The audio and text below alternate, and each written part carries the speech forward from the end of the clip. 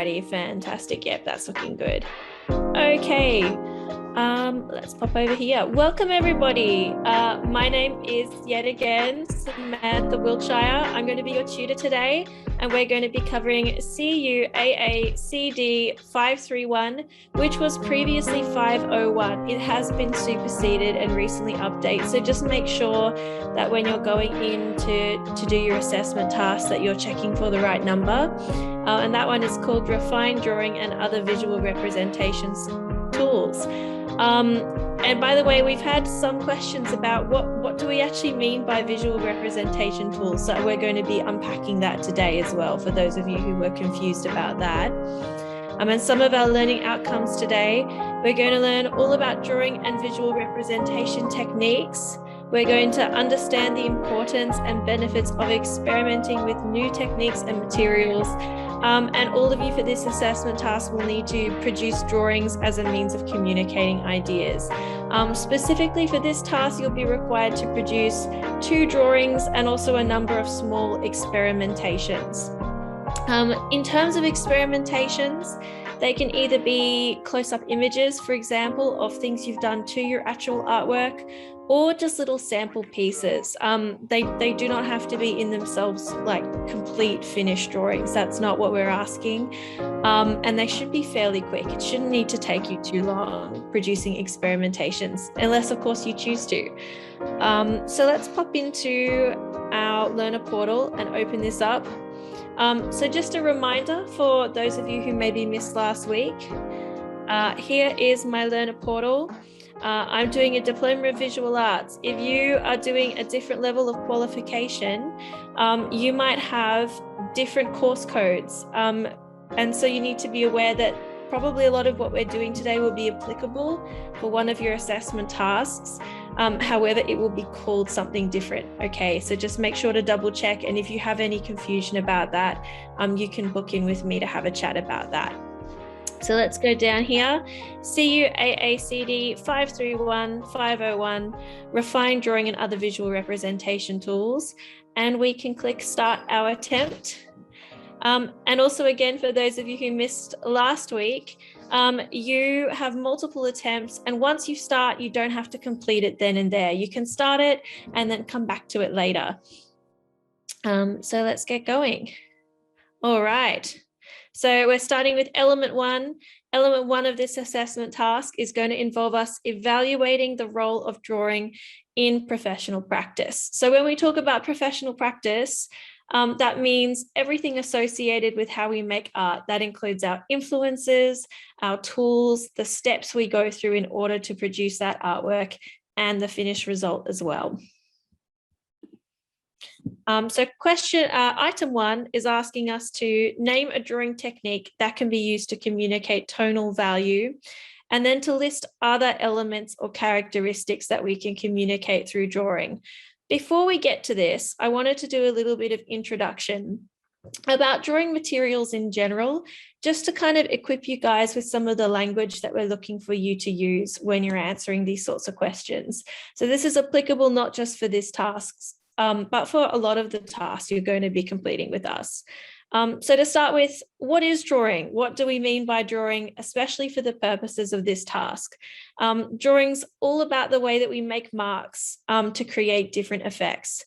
And it's not really as black and white as it was traditionally. So some of our traditional drawing mediums include pencil and graphite, charcoal, chalk, pen, ink, pastel, that's oil pastels, soft pastels. And nowadays, it's much more varied than that. So really, drawing means anything that you can find that makes a mark. I've even actually used shoe polish before to draw. So it's really flexible. This also includes digital drawing tools. If you like to draw using digital mediums, you're welcome to do that. And also various different types of mixed media. If you're not familiar with the term mixed media, that just means combining various different types of drawing tools. I would say though to be careful. If you're incorporating some elements of paint or watercolor, it's really important that your work is still primarily a drawing. So that means we can clearly see that you have mostly used drawing and mark making materials, and painting materials might just act as a support, maybe in 1 or 2 sections.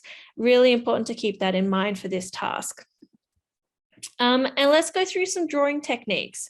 Some of these you're probably familiar with in class. Some of them may be new to you, but this is what we're looking for when we ask you for techniques. So some of these for drawing might include cross-hatching. So that's shading with intersected sets of parallel lines. Scribbling, which is kind of careless and hurried mark making. Even repetition is a technique. I know that sounds really silly, but if you're repeating a pattern or a mark over and over again, we can talk about repetition as a drawing technique. And kind of linking into repetition here is patterning. So repeating a decorative design. We can also, when we're drawing, play with focus. So we can pretend that we're a multifocal lens camera, and we can make things blurry or clear. And how do we do that? We're going to use our soft edges and our hard edges. So if I've got a soft edge, that means it might be blurry, not clear. I might use certain marks to make it look soft or fluffy on the edges. And if I've got a nice and crisp and clear, like something that's closer to us rather than something that's further away. Some other less common techniques you might have heard of that we can use when we're drawing. Erasure. So if you use your eraser or whiteout or anything that removes or covers marks to create an image, that's a technique in itself. So I could cover a whole page in charcoal and use my eraser to create the drawing. And that in itself is a way of drawing. I could also use directional lines. So if I'm creating a cylinder shape or a sphere, and I do curved lines that go around the entire shape in the direction of the object to make it look more three-dimensional, that's called a directional line. Stippling is one you probably may have heard of. That's where we're going to use kind of dot-like marks, kind of bouncing your pencil, brush, or eraser. So that's actually applicable not just to drawing, but to a whole variety of mediums. Chiaroscuro, you might have heard of as well. That's when we're using contrast between light and dark, all right? We're creating an emphasis for our highlights by putting really dark darks next to each other. So our really bright lights, our really dark darks are next to each other. It tends to make things look really three-dimensional and oftentimes a little bit like we've shone a spotlight onto it, like on a stage. We can also think about color. When we think about drawing, sometimes we think, oh, black and white. You can use color pencil, you can use tinted charcoal and pastel. So color's still relevant to us. You might be using local of what that object is in real life. For example, if you're doing a still life, or you might where you use kind of a unique color. So I could paint an orange blue instead. You might also be using complementary colors.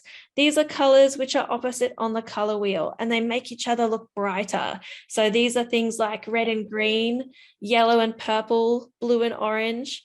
I mean, when we combine these colors, they often, like when we mix them together into a new color, they often create a duller version of that color. So I could put green in the shadows of a red apple, for example. Other drawing techniques we might use, we could use juxtaposition or contrast. That's putting things side by side that normally don't go together.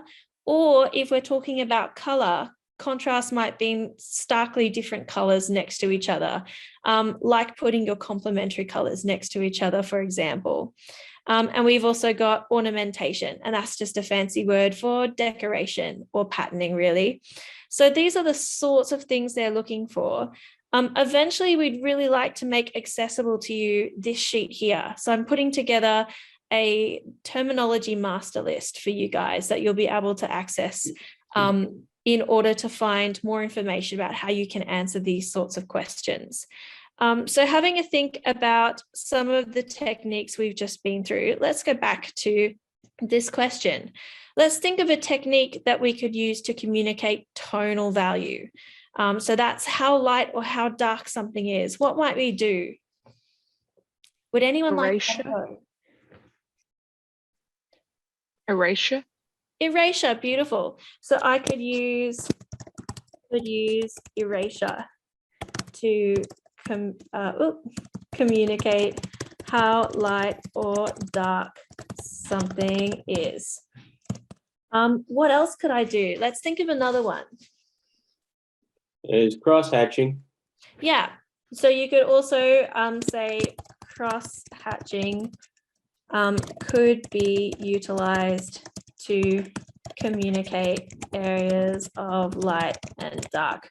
But also, you don't need to go into as much explanation as me.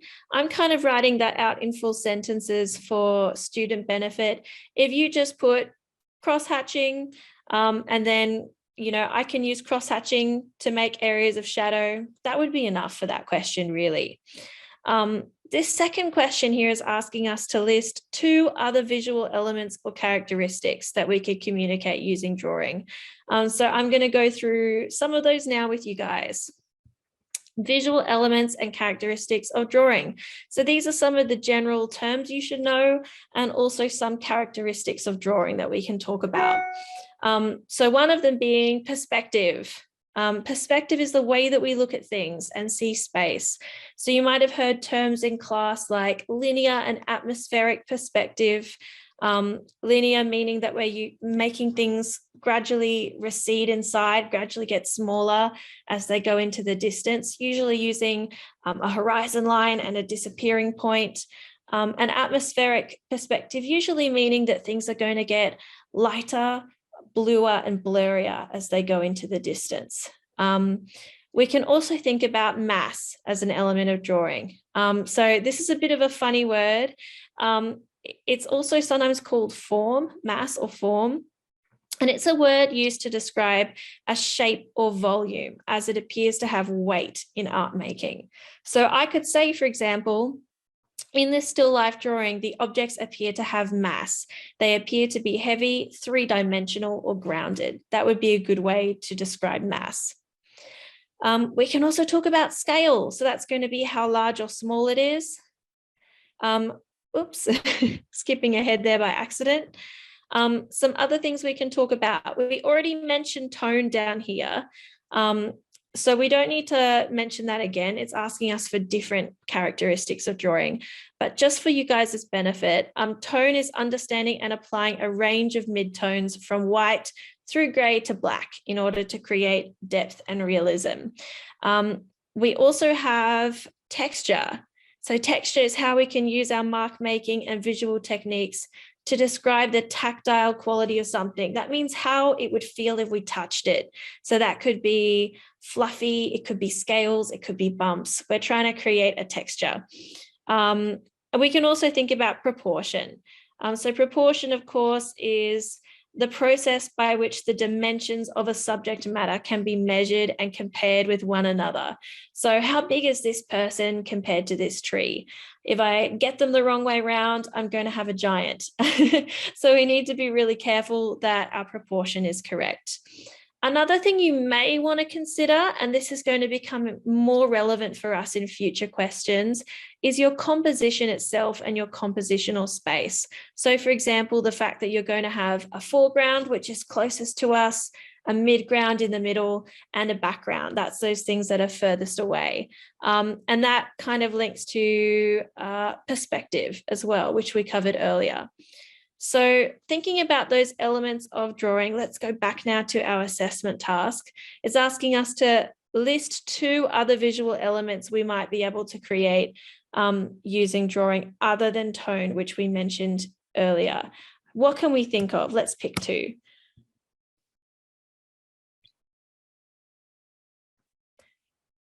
Would anyone like to have a go? Directional lines to directional lines.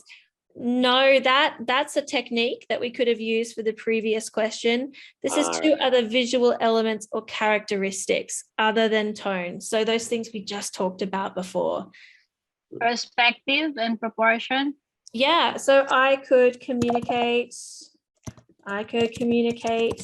perspective, and I could communicate proportion. I could also communicate texture. I could also communicate mass. So all those other things that we've just spoken about previously. And also these slides eventually and the recording we're hoping to make available to students. So you should be able to come back and review some of those ideas that we've had together just now. Alrighty, let's move on to item 2. Oops, not quite. Let's go back. So item 2 is asking us now to think about our own artistic practice as artists. And it's asking us to name 2 artists that have informed our understanding of drawing techniques and approaches. It's really careful that we read the full instruction because it's saying that one has to be contemporary, which means working currently, right now, and one has to be historical. So I've picked 2 examples for us today of my own that we can look at together. But you would need to pick your own examples and do some research for yourself. So here's one of my contemporary artists of influence. This is C.J. Hendry. And when I say contemporary, again, I mean working currently. So I would recommend that you should be picking an artist who's produced work within at least the last 10 years. And this is a work by her from her Bronzed Trophy series. This is actually a drawing in pen, which I just think she's incredible. It's so cool. And we're going to be using her to answer the next question too, in terms of referencing. So you're going to need to find your own contemporary artist for this question. Then we need a historical one. So historical means no longer currently working. Your artist needs to have produced their work an absolute minimum of 10 years ago, although I would recommend much, much earlier than just 10 years ago. And I would recommend that you choose someone who's no longer currently working. If they're currently working, they're contemporary, they no longer count as a historical artist.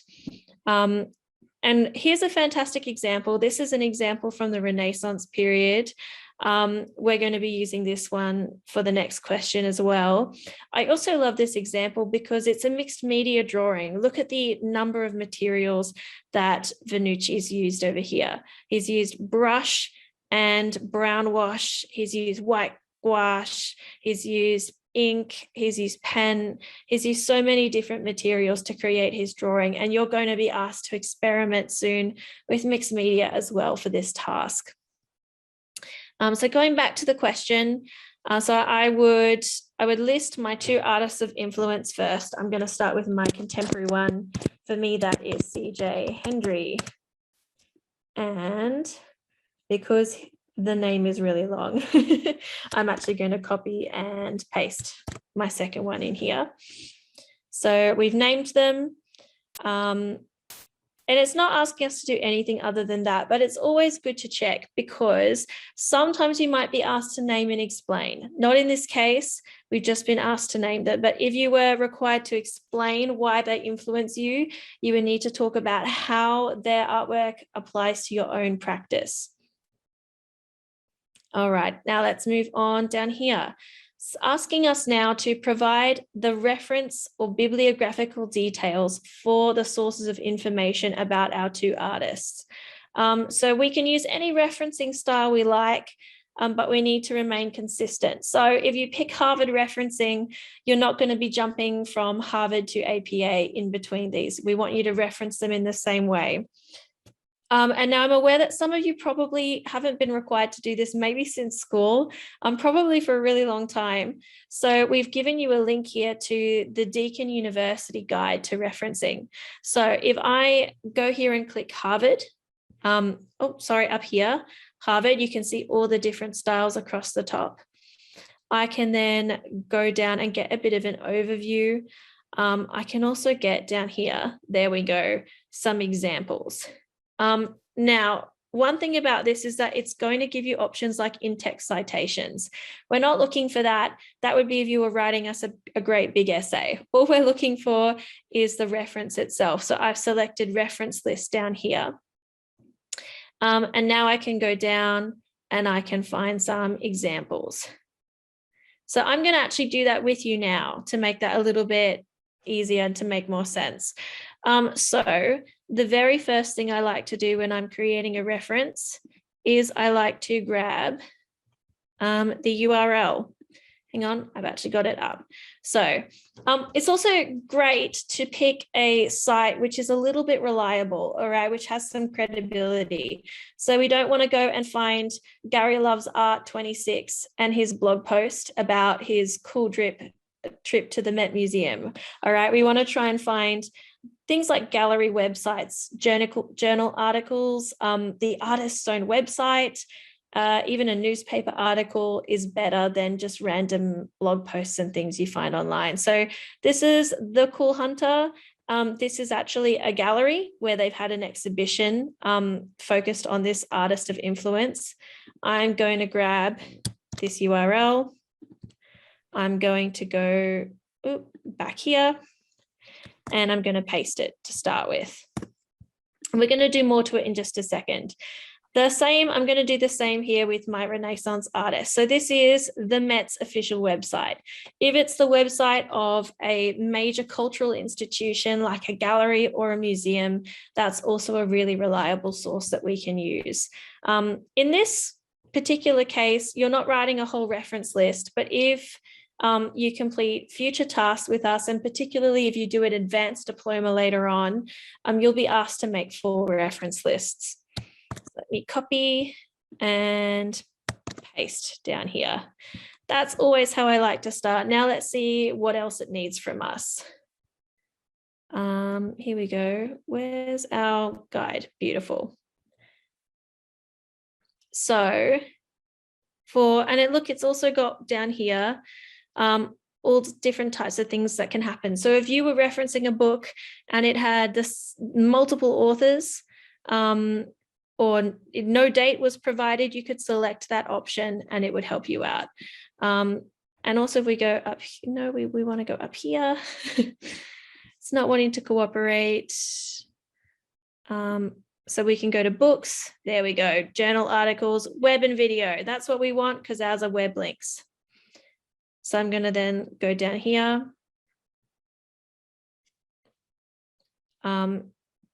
Oh, it's telling us how to copy the hyperlink. Not quite what we wanted. But I'll show you how to do that regardless. So if you had an author of an article, you would put their name first. Here we don't, so it's not really relevant. What we can put instead is we can go straight to the name of the article. So the name of the article for me here is The Cool Hunter launches C.J. Hendry's solo exhibition debut in New York, which is a mouthful, so I'm going to copy and paste.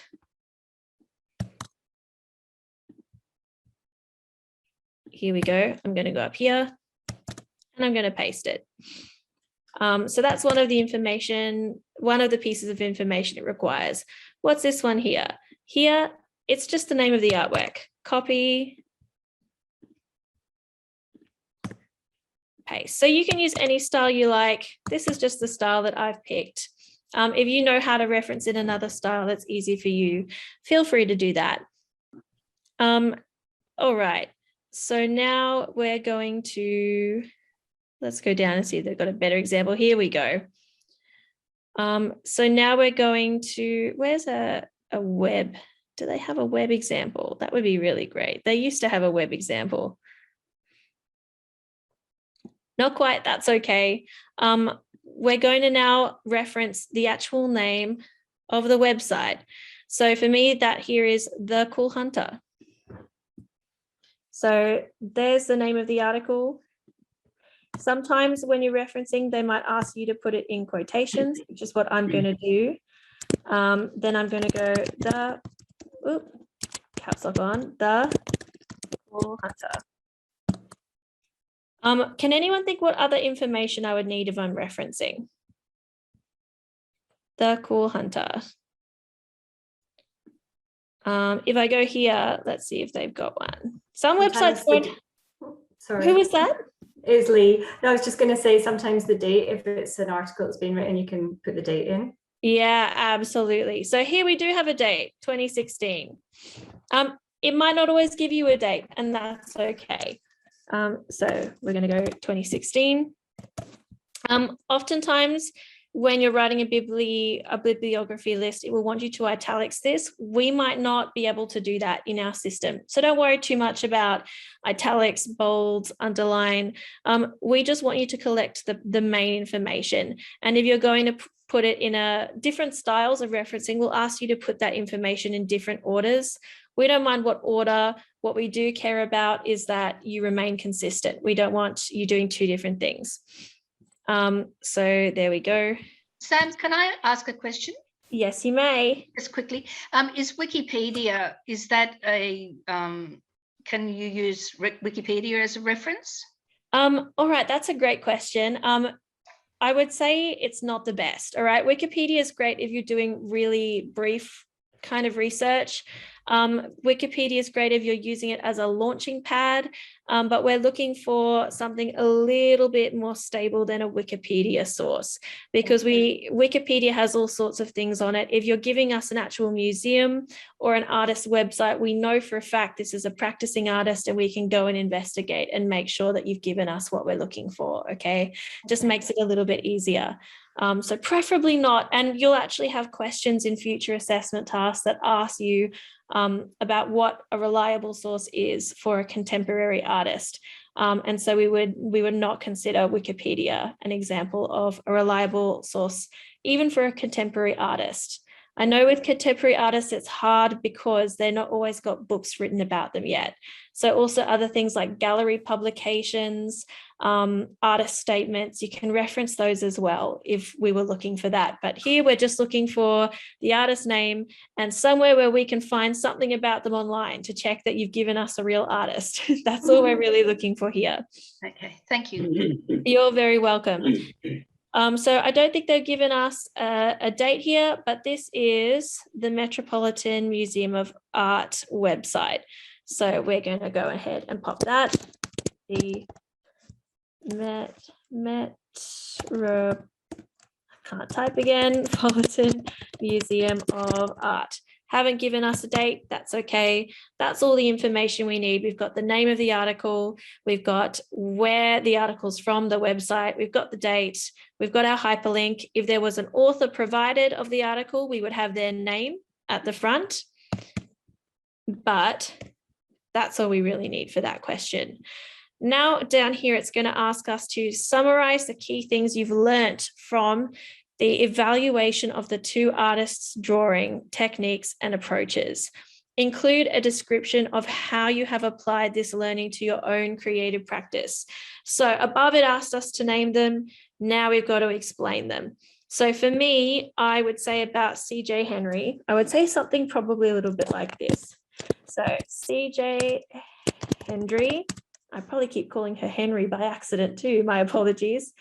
C.J. Henry uses realism as her drawing style. She creates this by carefully describing differences in tone and through juxtaposition of light and dark. So I've said, here's why I like her drawing style. Here's a technique she uses, which I appreciate, which contributes to that drawing style. And now I need to think about how I have applied this learning to my own practice. So I can say that in my own practice, I also carefully consider how I can create contrast between light and dark to improve my realism. And that would be totally acceptable. You could go into more detail if you wanted. You could go into less detail if you wanted. I'd recommend actually really taking your time with this exercise to unpack why you appreciate the artists you do, because I actually think it's really important for your own development as an artist. So take your time and enjoy investigating new artists. So I'm going to move on from that. It's not going to let me save. And next. Next, I might have to type something here in order for it to let me do that. Let me just type something random. Beautiful. So I could go back and then complete that for that second artist as well. So we've been through our contemporary and historical artist. Now we're going to think about items 3 to 4, which are all about drawing and your own practice. So let's take a peek. So firstly, it's wanting to ask us to describe 2 barriers or difficulties that we've experienced in producing drawings. So we're going to have a little bit of a brainstorm. Who has a particular barrier or challenge in mind that they faced when they've been drawing that they'd like to share? Staying motivated to finish the drawing.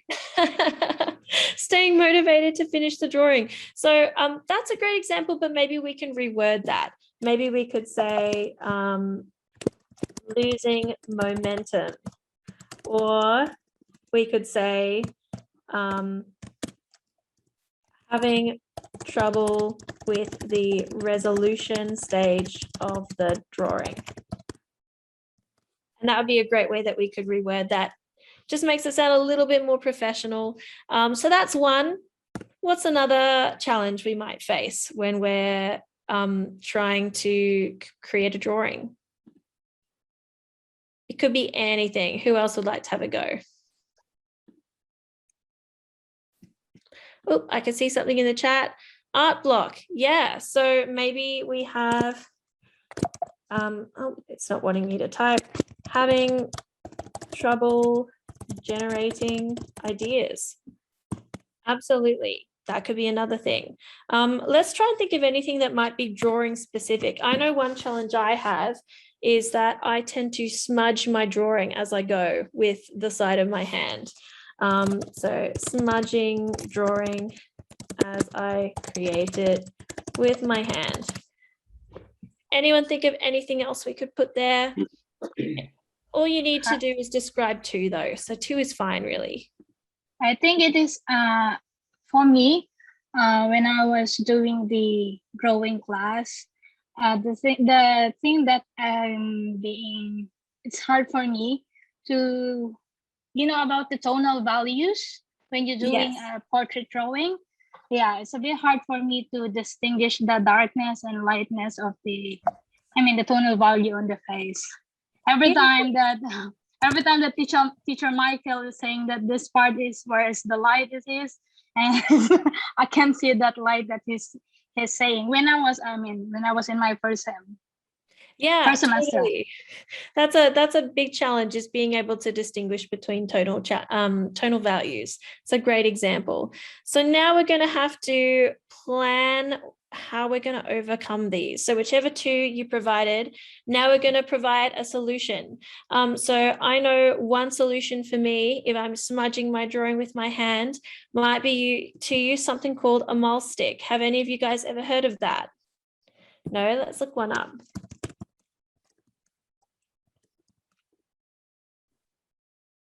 Let's take a look. So it looks like this. And it's a stick that you hold against your drawing, and you can rest your hand against it to prevent your hand from touching the surface of your page. It just gives you a little bit of extra support. I use one all the time. Christina Ora made mine. If any of you know Christina Ora, using a piece of bamboo and a coat hanger. And so mine actually hooks with the coat hanger hook on top to my drawing, and then I can rest my palm. So that would be an awesome example I could use there. That's so good. I've been using kitchen roll, like kitchen paper, Yeah. And I've sort of been putting that on the drawing, and then so that the heat from my hand wasn't touching it. But that's still hard to then lift off without smudging what was under the kitchen roll. So I love that. Thank you. You're welcome. In fact, another one, I'll share another one because this is also really helpful. You can all do this at home. Your fingers have oils in them. So when you get those little marks when you're trying to shade with your fingers and they don't rub out, they're really stubborn. A great way to address that challenge could be to use tissue or a blending tool rather than your fingers. Yeah. What if we're having trouble with something like artist block? How could we address that? Look for inspiration on Instagram, maybe. Yeah, for sure. We could conduct research to try and find some inspiration, or maybe we could brainstorm. There's lots of ways we could address that too. So that could be how we can answer those two questions. Wonderful job. Also, I had two quick kind of prompts because I want you to start thinking about these things because we're going to be asked about these things later. I want you to start to think about how you currently use drawing in your artist practice and how you could actually better use drawing in your practice in the future. So we're not going to discuss that quite yet, but I just want you to sort of have that in the back of your mind as we go forward. So whatever you see throughout this PowerPoint and you think, wow, I should really apply that to my own drawing practice, just sort of make a mental note for now.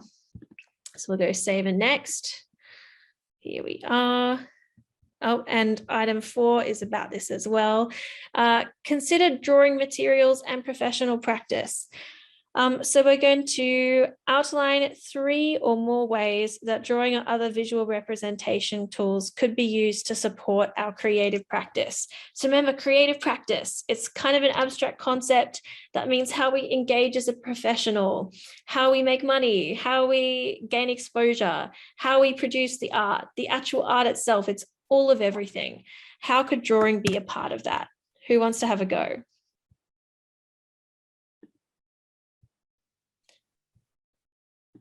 Anybody? Why don't I start us off? So one way I can use drawing to support my artist practice. So I really like to use drawing because I find that drawing materials, especially charcoal and pencil, those really easy drawing materials, are often more affordable than paint, particularly oil paint. So I could incorporate drawing to conserve money as it's more cost effective than oil paint. That could be one way that drawing could be used to support my creative practice. Can anyone else think of something along those lines? We need to have 3. Sorry, was that Ryan? You draw a sketch before you paint it. So you draw what you want to paint first. Yeah, we could use drawing as a tool to plan other major artworks / for thumbnail sketches. That's a great way drawing can support our creative practice. We need one more. Who can think of something?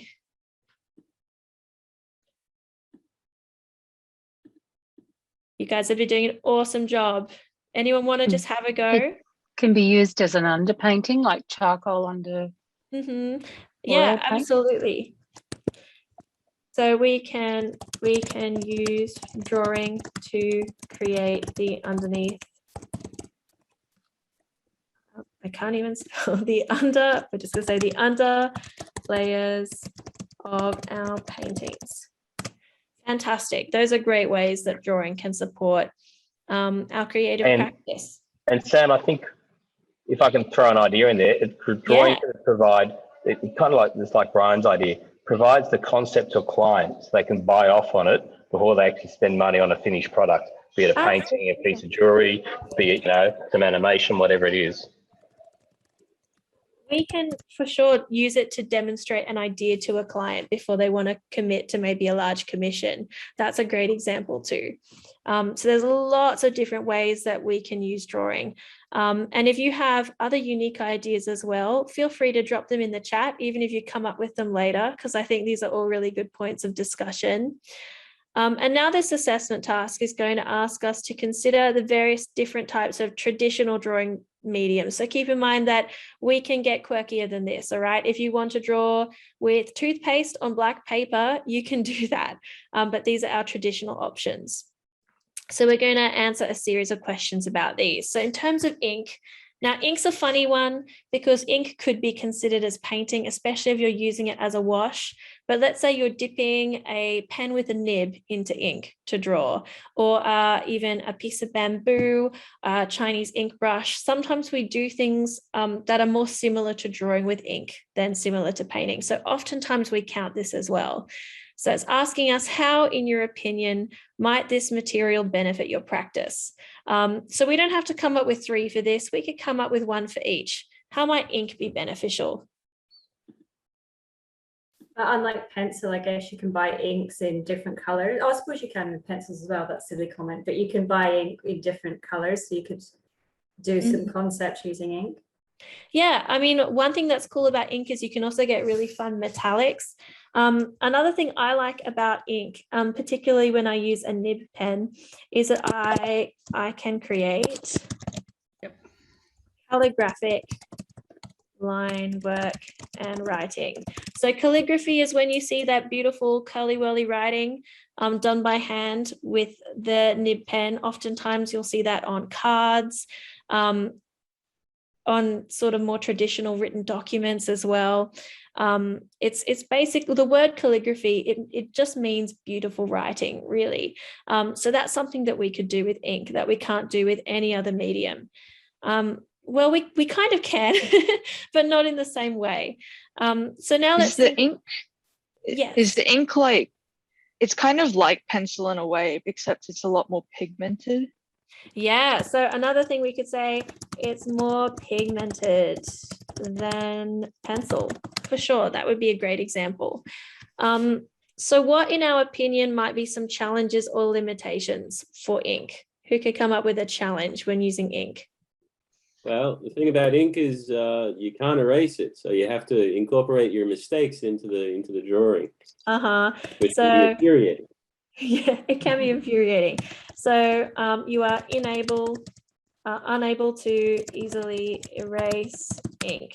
Can be pretty unforgiving medium sometimes. That's a great one. So now let's have a think about charcoal. What's one of the benefits of charcoal? Smudges a lot. Pardon? What was that? Disadvantage as well. It smudges a lot. It does smudge a lot. Yeah. So we could put that in both. Smudges easily. We could also put it down here, smudges easily.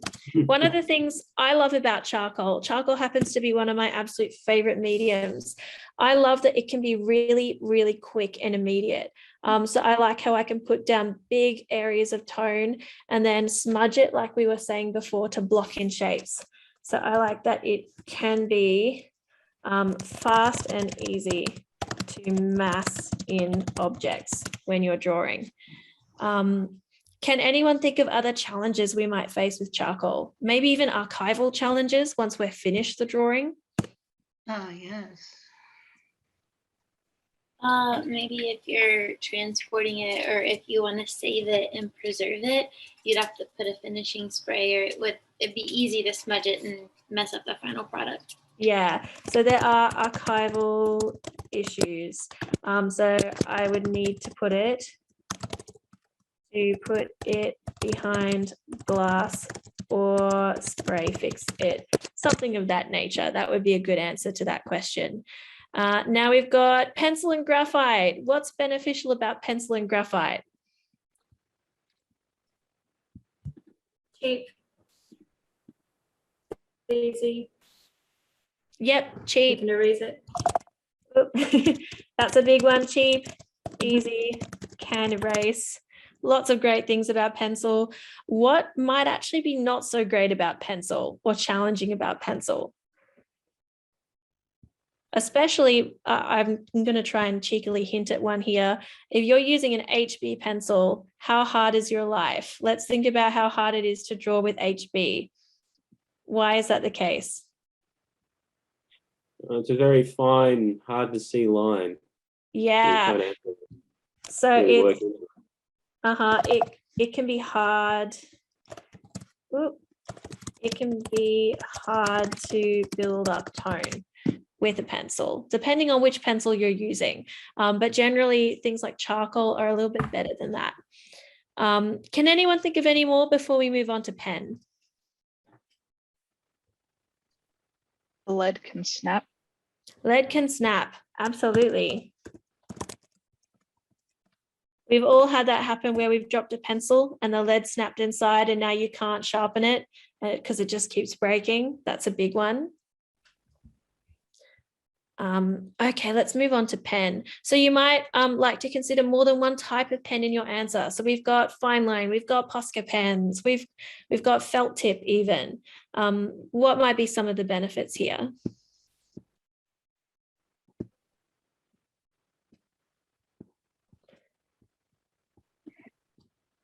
Would this also include like alcohol markers and stuff? Yeah, why not? Anything you can draw with that we might consider a pen counts here in this answer. But if you're just talking about something unique, you might like to inform us of that though in the section. Okay. Well, with alcohol pens, you can layer a lot of colors on one another without the paper like breaking away. Without the paper breaking away. Yeah, for that sort of pen. And then you would just pop in brackets alcohol-based markers, just so that we know what you're referring to. Another thing we mentioned earlier is pigmentation. A lot of pens have much better pigmentation than, for example, a colored pencil. Any other benefits there before we move on to the challenges? Very portable. Yeah, great. That's one we haven't thought of actually. Portable, so you can draw anywhere you like. That's a great one. That's a great one about lots of drawing materials actually. Alrighty, let's move on to some challenges or limitations. What do we think?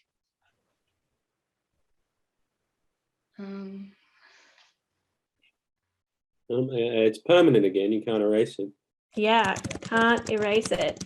One that I can think of is that if you were to use a water-based medium on top, it might bleed. So it can bleed when wet. So we couldn't really, well, we could, but we'd have to be careful putting something like watercolor over the top. Now let's have a think about chalk. Chalk is probably one you don't use often. How might chalk be beneficial for us?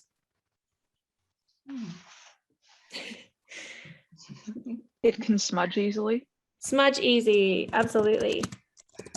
I actually really like it for my practice, not necessarily to create a final artwork, but if I want to make marks on an artwork that I don't want to be permanent, especially if I'm putting some marks, for example, on some wood that I might want to paint on, mapping something out, I can easily use water to just wash away the chalk afterwards. So I like that it is a non-permanent way of marking art making surfaces. I can easily paint over it. I can get it off with water, can do all sorts of things. What might be some challenges or limitations for chalk? You can breathe in the chalk. Yeah, well, that's kind of a safety concern too, but yeah. So chalk creates excessive dust. That's very true. Any more for chalk before we move on to pastel? Messy fingers. Messy fingers, yeah. Some people just absolutely hate the texture. Messy fingers and undesirable texture for some people. But if that's you, that's totally valid. It's just asking your opinion here about your own practice.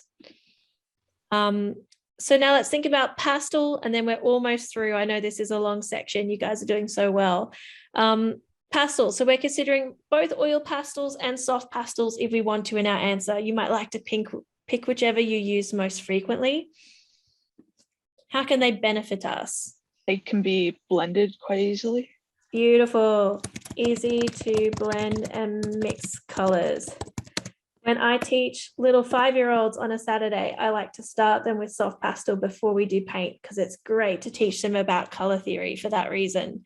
Why else might pastel be a great way to go? You can add lots of layers like on top of one another. Great for layering. Awesome suggestion. What could be some limitations? It can smudge easily. Yeah, so smudging again. Also probably a little bit like our charcoal, we might have some archival issues. Archival issues in terms of displaying and storing. Storing, why can't I type on this? Storing our work. Those could be two limitations or drawbacks. Now we've got colored or watercolor pencil. What could be some benefits?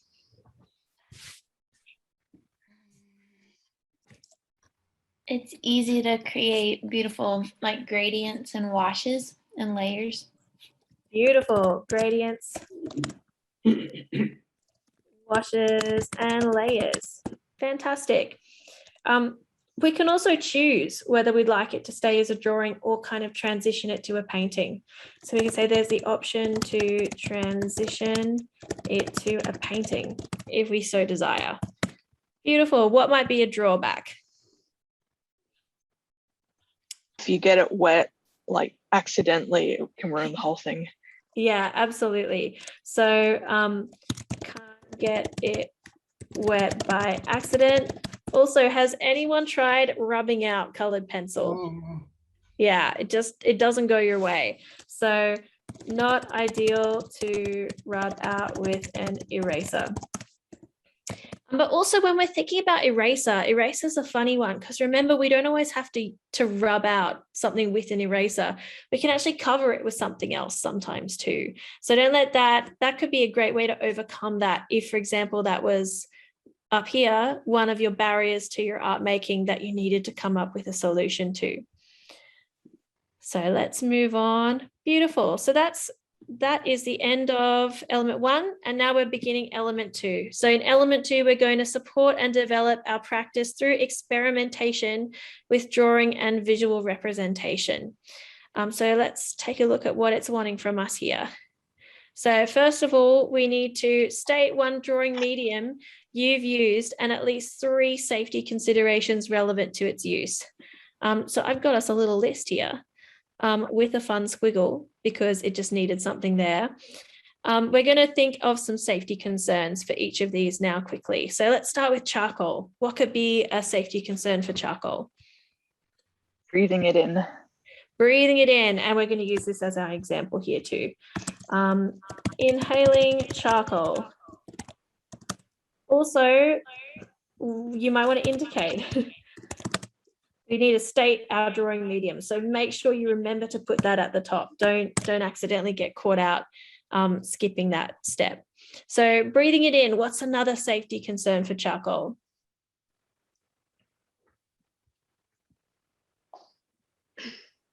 When spraying fixative? Yeah, so we might inhale fixative spray. One other thing that could happen with charcoal, think about when it gets all over your fingers. What could you do with your fingers once you've got charcoal all over you? Yeah. When you accidentally rub your eyes, it can irritate your eyes. Yeah, absolutely. We might stick our fingers in our mouth or rub our eyes. So accidentally rubbing eyes with charcoal on hands could be another safety concern. So it's also safety considerations. So it's not just asking us to identify the hazard here, it's asking us how we can consider these particular issues. So to prevent inhaling charcoal, we can not blow on the dust. What can we do to prevent us inhaling fixative? Use it in a well-ventilated area or outside, preferably. Area. Beautiful. And to prevent us from accidentally rubbing our eyes, what can we do? Wipe your hands. Yeah. Wash hands regularly. That's all that really requires from us. But just because we can anyone think of anything major for these other particular mediums? They might be a little bit more challenging to think of a hazard. You can have a go at any of them that you'd like. With the ink or pen, if you like accidentally draw on yourself or stab yourself, you get ink poisoning. I mean, that could very well be a concern. So if you're using something sharp and pointy, you wouldn't want to accidentally puncture your skin. Some of these you might want to limit the exposure to your skin. Some of these like ink, that's runny. You definitely wouldn't want to be consuming that by accident. Again, getting that on your fingers, rubbing your eyes, sticking your fingers in your mouth, anything like that. So great job, guys. Well done. Now let's move on to the next section. So now it's asking us to develop and refine our ideas through our drawing. So we need to describe 2 artwork ideas that you've generated and refined. So I have here 2 examples of my own. These are 2 artworks I created. One of them is a self-portrait using lots of tiny squiggles. And the idea of that, it was supposed to be kind of exploring the way that strands of DNA and electric currents in our brain and all those things make up who we are. And my little line work here was supposed to kind of convey that. And I also had little scientific words all through here, although I don't have a close-up photo of it, that are related to the brain and the body. And over here, this is actually a thumbnail sketch I did in charcoal of Sir Henry Parkes, because he's a relative on mum's side. And I kind of wanted to capture his sternness and his austerity. And I wanted to really, really play also with chiaroscuro lighting here, that really dark and light, just like stage lighting, and kind of create a vignette in the background as well. So let's go back to our question. Now that I've got my 2 kind of artwork ideas, keep in mind that you don't have to actually upload evidence of the artwork for this question, all right? You just have to describe 2 ideas that you've resolved. So what I would do here is I would say, for artwork 1, I created an artwork about channels and currents in the brain and the body. And I would say I created an artwork about severity and seriousness, which is kind of what that other artwork was about. Now I'm going to, you could go into more detail than that. I'm kind of glossing over that a little bit, but feel free to elaborate on your ideas if you'd like to. Now I'm going to describe the materials, techniques, and processes I use. So both of these were charcoal drawings. So for the first one, I used charcoal. Some of my techniques that I used. Those little squiggly lines, what could we describe them as? Thinking about our techniques list that we went over at the beginning of the lesson. It's an S word that reminds us. Huh? Scribble. Scribble, yeah. It's going to say that reminds us of what children do. I kind of use scribble. So remember, scribble sounds like an insult if you call someone's mark making scribble, but scribble's just actually a word that we use to describe kind of like mindless and free mark making a lot of the time. That's definitely something. Stippling? Stippling. I absolutely use stippling. So that's where I'm kind of bouncing either my pencil or my charcoal or my eraser to create a certain texture. And another technique I actually used here is erasure. So in the same way that I was putting these little marks on with my piece of charcoal, I was also actually using a kneadable eraser, which I squished into a fine point and actually lifting the pigment off as well. So I used erasure there as well. Now this second one, I also use charcoal, but I use it in a very different way. Who can identify some of the techniques I've used here? Blending. Blending. Erasure. Yeah. What was that? Sorry. Yeah, that's erasure, isn't it? Blending. Blending with my fingers, I also used erasure. So I would have lifted those little highlights on the face. Right. Something else I did is I played with focus. It's all kind of fairly out of focus, isn't it? It feels a little bit blurry, kind of like we're looking at it through squinted eyes. And part of the reason was because I was creating an artwork that was about the passage of time as well. So I'm thinking about how memories and ideas of people and things fade. So I'm also playing with focus, in particular, using blurring. And I've also here used, I mentioned it before, chiaroscuro. Let's see if I can say it and spell it at the same time. My brain just can't do that. Chiaroscuro. So that's that really theatrical lighting with the lights and the darks. That's what I've done there. So I can go ahead and mention all of those. It's asking you to describe them. I've listed, you're going to describe, okay? So you're going to mention in a little bit more detail than I have here what it is exactly you're doing. We've done that verbally today because I've sort of identified it and mentioned how it impacts the artwork and how I did that. You're going to go into slightly more detail when you're typing. And in fact, you're going to go into a lot of detail right here because that's also what the next question's asking us. In what way did using the materials, techniques, and processes that you used assist you in developing and refining your ideas? So how did our ideas, how were they impacted by our material processes? So I mentioned that my scribble created the feeling of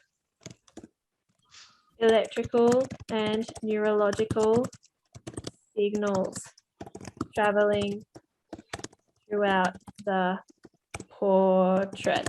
Another thing I actually used there, which I just thought of, was directional lines, because those scribbles are always going in the direction of this shape. You see how they curve around the side of that nostril right there.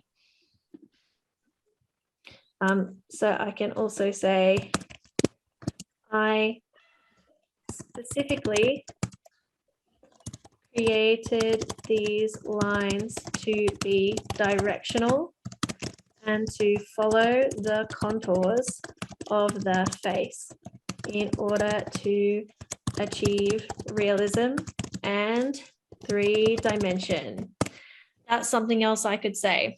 Yours doesn't have to be quite as detailed as that, all right? Maybe your concept is, I wanted to study birds. I like birds because they are really free and they can fly wherever they want. And maybe some of the techniques you use are all about creating fluffy feather textures and wispiness. And maybe you're using very free mark making. It could be something like that too, would be another example. In the second one, I used very traditional techniques. So chiaroscuro, the top one, they're quite contemporary techniques using scribble and expressive mark making. In the second one, I used very traditional techniques such as chiaroscuro. And there's also some compositional things going on here too. The fact that it's a portrait of a man and he's in the center, he's looking very serious like a traditional painting. So I use techniques such as chiaroscuro and manipulating my composition to make the figure seem very serious. On the other hand though, I use blurring to kind of create the feeling of a fading memory, and that's much more contemporary. So I can say here, I also used more contemporary techniques and processes, including blurring, to create the sense of a fading memory. So I've identified how the technique directly relates to my concept or my idea, and that's what this question is asking you to do. Does anyone have any questions about this before we move forward? No? Beautiful. Oh, I can see some things in the chat though. Let me just check the chat. Oh, sorry, someone said they've done this assessment. Can they ask to be excused? I'm sure that's all right, but I would recommend hanging around because some of this might be helpful actually for future tasks as well. Here we go. Save and next. Alrighty. So the role of presentation in drawing. Let's think about presenting drawings in general. Here's some of the things that I usually consider when I'm presenting a drawing. So what's your medium and how will it affect your presentation? Remember, we talked previously about the troubles of displaying a charcoal drawing, for example. How many drawings are there? What are their sizes? What will they all look like when they're combined? Are there any interactive components? Does the viewer need to move around it? Maybe you've hung your drawings and they're double-sided in a space. Maybe they walk around the whole thing like it's almost a sculpture. So if you've got anything very contemporary going on like that, you would need to think about that. Are you going to frame them or not frame them? And if so, what type? Will you need glass, no glass, an alternative to glass? What hanging requirements are there? And this might relate to what you're using it for in your professional practice. So if it's going in an exhibition, they might have specific requirements about having D-rings on the back, for example. What will your lighting be? And will you need to produce any accompanying texts, such as artist statements? These are all of the things that go into presenting any artwork really, but also a drawing. So let's now see what it's asking for us here. What are 3 relevant presentation considerations when selecting charcoal as a medium? We talked a little bit about this before, but can someone remind me what are 3 things we would need to consider when we're using a charcoal drawing? Preserving the image when you're transporting it, making sure it's protected. Yeah, so we need to make sure it's protected because charcoal is easily smudged. What else might we need to do? How might we do that? Would be a better question. How can we make sure it's protected when we're displaying it on a wall? We can use framing fixative it. spray. Yeah, I heard 2 things. I don't know who they were, but congratulations to both of you because they're right. We can use a combination of fixative spray and we can put it behind glass. Or it doesn't have to be glass. We could also, if we wanted to, use a cheaper alternative to glass. What else might we need to consider? We need to think of 3 things.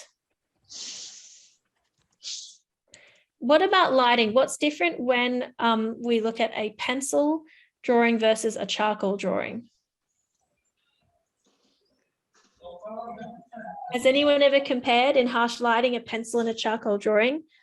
Alrighty, one is shiny and one is matte. So matte being the opposite of shiny means it doesn't produce any glare. So we might play off that, and we might take advantage of the fact that we can have harsher lighting on a charcoal drawing than on something which is produced with graphite. So I might have more dramatic lighting because charcoal is matte and won't produce glare. And let's see if we can think of one more when we're producing a charcoal drawing. If we're putting glass in front of our charcoal drawing, what are we also going to need to do in order to keep that in place? What are we going to need to put our artwork in? A frame. Great. A frame. Absolutely. So we would probably need to frame our artwork. And then some other, they've only asked for 3, but if I were to go on there, I could talk about the fact that glass and framing might mean that my work is now quite heavy. So especially if it's a large drawing, I might need assistance in hanging that up on the actual wall itself or transporting that between places. All these sorts of things are great answers for this question. So now let's talk about why we think it's important to consider presentation of our work. Who can answer that for me? You might need to think about the expense involved if you're going to be putting it in a frame. then upfront you might want to know how much it's going to cost you for that process. Yeah, so if we think about what we're going to need to do when we're presenting our artwork early on in the art making process, it means that later on we aren't going to go over budget. So we're going to be considering that expense from the get-go, preferably. That's a great answer. Anything else there anyone can think of? If it's a good artwork and you present it poorly, it can like make the artwork look worse. And on the flip side, if it's not that great of an artwork, but you present it nicely, it can make it look better. Absolutely. Very well done. So presentation directly affects the way that people consume and view our art making. So someone might be more likely to purchase my work if I display it really beautifully on a gallery than if I put it on my dingy carpet on my living room floor and take a photo and put it on Etsy. Okay. That would probably be better for selling my artwork. It's another thing we talked about when we were thinking about charcoal. Why might presentation also be important from an archival perspective? So archival meaning kind of protecting our artwork for its longevity.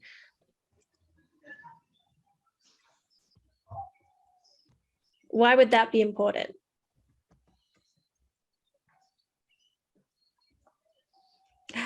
How disappointed would we be if we bought an artwork and it was not framed if it needed to be or protected the way it needed to be and it didn't last? We'd be pretty cranky about that. And also, let's say we're putting our artwork in an exhibition and we want to use it for another exhibition in future, or it's a traveling exhibition. We might not always have control in those cases over what's happening to our artwork. So we really want to make sure that they're going to be safe no matter where they're displayed and what they're used for. So we would mention something about that there too, if you wanted to.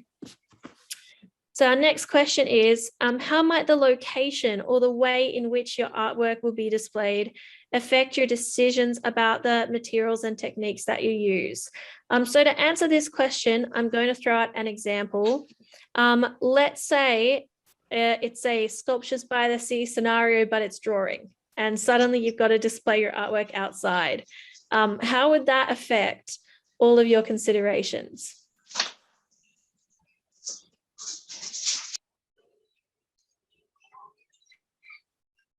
You're going to want to protect it against the elements of the salty sea and the wind and whatever else might be outdoors. You'd hope they'd never do that, because that actually sounds really hard to protect the artworks. But yeah, if your artwork, or let's say your drawing is actually location based, let's say you're a graffiti artist or you're someone who does site-specific installation, let's say you're drawing on a public surface, that would really, really affect your decisions about the materials that you use, because you'd need to make sure they're safe. If we're doing anything, how can we word this? Specific sites may be safer than others for delicate materials. Specific sites may require more long-lasting materials. Another thing that you might want to consider here, the location of or where your artwork is displayed. What about if our gallery where we're displaying our drawing is in a specific area with a specific history? Let's say it's in a historic building. Would you frame your artwork differently if it was going in a historic building than if it was going in somewhere like the MCA? Yeah, absolutely. So you're going to want to consider the location and the taste of your audience, your potential clients and customers, the curators that you're working with. So you may want to present your artwork in a way which meets the needs of clients, customers, curators, or which ties in nicely with the location itself. That could mean tying in specific colors from the surroundings, going for a more classical frame or a more modern frame, depending on the situation. All right, experiment with composition and space. So I have done some of that. In my good old days in university, I did some weird and wacky things, and I'm going to share them with you today. I dipped a little tiny owl that hops along, one of those little wind-up toys, into some ink, and we put him on some paper, and we allowed him to move across the space, and we tapped him or disturbed him in different ways to make different sorts of mark making.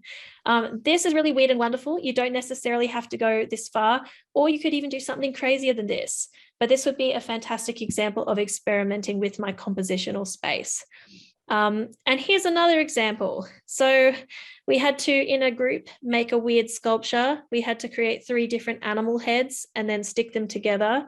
Then we actually scanned it with an iPad and 3D printed it and created a 3D model of it.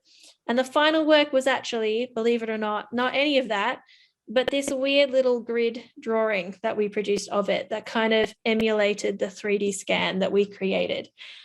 So I kind of created a physical object and then translated it in a way that would work as a drawing. And we used our compositional space to kind of describe the fact that it used to be a 3D object. So really, really quirky. But that's okay. You can go as crazy as this, or you can go much more simple. Maybe experimenting with composition and visual space for you is just doing a little experiment and trying to create a feeling of a foreground, a midground, and a background with some atmospheric perspective. So with some shading that suggests things are receding into the background. It could be in an abstract way using your composition. It could be trying to create the illusion of space on your composition. Could be a whole variety of things. You may, in fact, have already done something in class, even just something little like this project with the owl and the ink, that's going to be relevant for this task. Can anyone actually already think of something they have from class that they're going to use as an experimentation?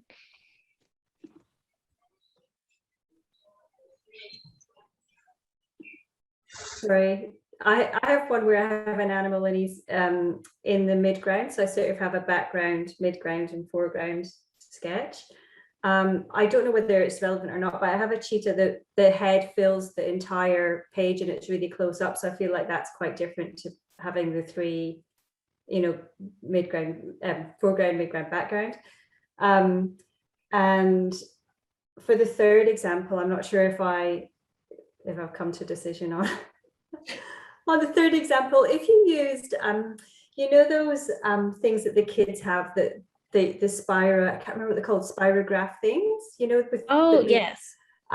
Could that be like an experiment or not really? Yeah, if you're playing with different ways of using your space, of arranging your composition, maybe if you're using something like either a wind-up toy or what you've just suggested, maybe you're experimenting with losing control altogether over your composition and letting something else make your composition for you. That's still experimenting with compositional space. And what you would need to do here is take some photos that can be on your phone with a camera. You're going to drag them and drop them into the upload box, and you're going to write a brief description here of what you've done here for this particular exercise. And because it won't let me skip it, now we're going to go down to element 2. Oh, we were in element 8, item 8. Here we go. Here we are. Now we'll move on to item 9. So in item 9, we're going to be asked to describe 3 or more considerations that would be relevant if we were combining different media. We're going to come to this in a minute, but just a reminder that mixed media means combining all sorts of different drawing, and you can even use some painting tools here as well. Again, so long as we can tell that it's primarily a drawing.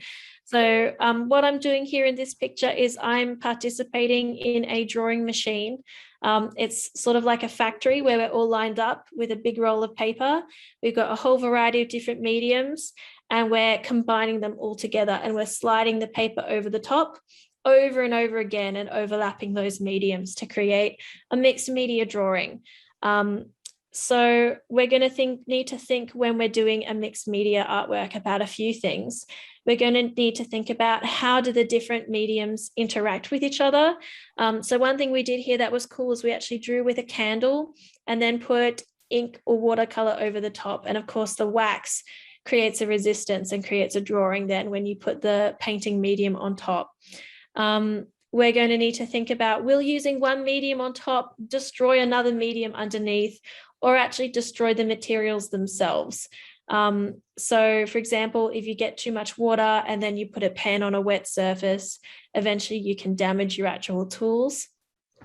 We're also going to need to think about in what way will introducing a new medium impact both the aesthetic appearance and the concept. We're always coming back to our concept. We need to think about how the two play against each other. So now going back to what it's asking us, describe 3 or more considerations that would be relevant if we were combining specifically graphite, pencil, and paint in a mixed media artwork. What would we need to consider? Who wants to have a go?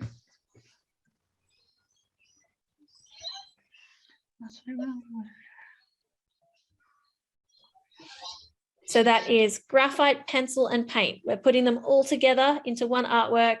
What do we need to consider? Making sure the paint's dry, or when you apply it. Dry if you are applying graphite and pencil on top. That's great. We need 3. Who can think of a second one? Paint doesn't go so well over graphite, does it? I beg your pardon, Ryan, and then we'll come to whoever else was speaking then. What was your point? Paint doesn't adhere so well when it's going over graphite, does it? As in, graphite kind of resists the paint, doesn't it? I think it depends on the specific paint you're using, but yeah, you would want to check that if you're putting paint on top of another medium, that it's not going to cause any sort of flaking of the paint, or that the paint's not going to resist sticking to that surface.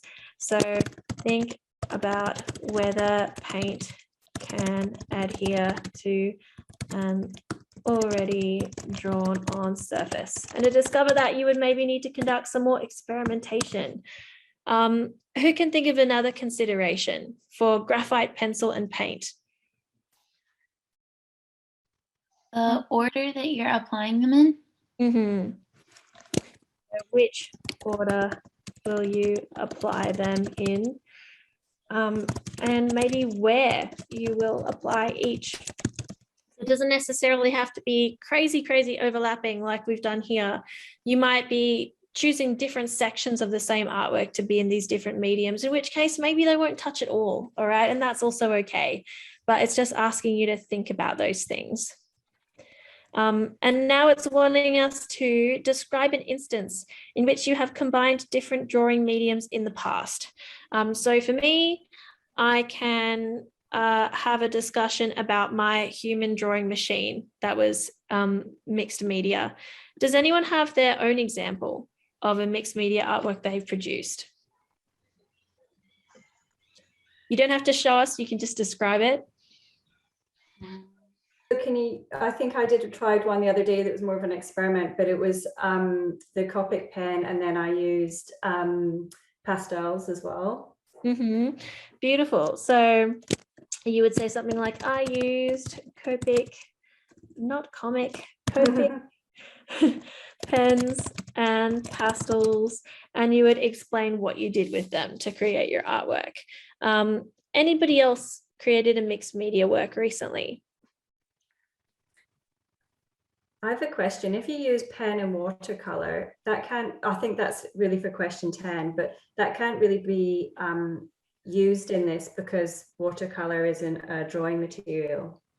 No, but if you've used pen enough to justify that it's a drawing, we would still consider it a drawing. It just depends on the extent. If it looks like you've just used watercolor and it's a painting, you may risk having to resubmit something else. By the way, what all that happens if you don't meet the criteria or something, guys, is we'll just ask you to amend the problem and resubmit. It's no big deal, all right? So sometimes if you're not sure, either talk to me and book an appointment if you'd like to, but also just know that you'll be able to have another attempt if something doesn't go right. So yeah, maybe you use pen and watercolor for sure.